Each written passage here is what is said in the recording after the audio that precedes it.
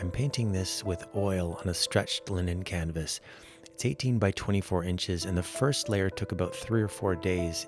It's a night scene, and she's sitting in a car, so just laying down the colors. I'm trying to create a hazy effect through the window, softening all the edges so it looks a bit steamed. The hand is giving me a bit of a problem here because I'm not quite sure how this very specific lighting would wrap around it. She's backlit in a kind of vermilion glow, so a lot of the improvisational parts are just purely guesswork. The forgiving aspect of this figure is that she's clouded in smoke through a foggy window, and the colors inside the car are really saturated, so it doesn't have to be razor sharp. Because I spent a lot of time figuring her out, the first layer is starting to dry, so at this point I'm just trying to barrel through to get the rest of that first layer down. That's supposed to be a vintage 1940 Chevrolet, but I couldn't find a reference photo of that kind of car in exactly the right position, so I had to kind of make it up. That's why it ends up looking like my dad's station wagon. I always remember barfing in at the drive-in movies when I was a kid in the 70s. Now, this is where I realized it didn't quite feel right. I planned on doing a whole city skyline, and after I'd painted a bunch of little windows, it just read flat. So this is, sometimes what happens when you improvise whole chunks of a painting, and it's why I always try to step away every couple hours and then walk back up to it, sort of appraise things to see if I'm forcing something that doesn't agree with where I'm taking it. If it's a section I've spent a lot of time on, it feels like a punch in the gut to paint over it. And I spent a lot of time vacillating between enthusiasm and disappointment on this piece. I thought some faraway buildings would make her private moment where she's sort of unfolding feel a bit more immediate, but she decided that it should be more of a desert with a storm brewing in the distance.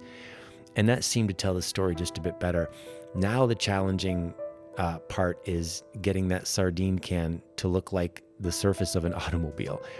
After I had laid down the basic structure of the car, I realized I hadn't included a side rear view mirror, so in a minute you're going to see me block that in really quick.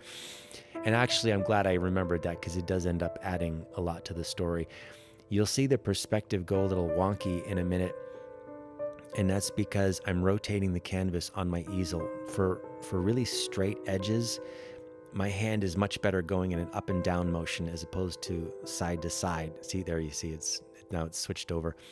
I can usually do it if it's a short line, but those edges are really long, and the lines have to be perfectly straight.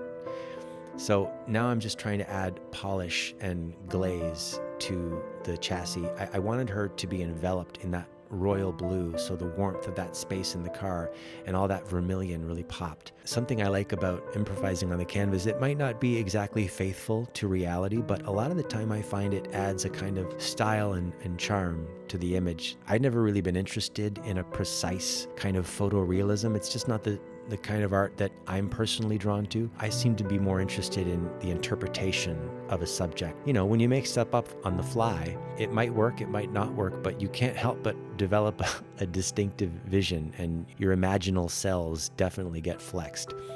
Now I'm refining the silver trim along the side and the handle. And at this point, it's all about polishing and elaborating what's already there. Aside from all the technical challenges that a certain level of realism presents, the real obstacle for me is getting all those elements, like the colors and the lines and the whole composition, to tell my story in a way that feels visually correct. And I am ruthless when it comes to this. And I've left whole paintings unfinished that were close to being finished because it didn't quite tell the story. And once that's all mapped out, it's just like hand gliding. That's where we are at this point in the process.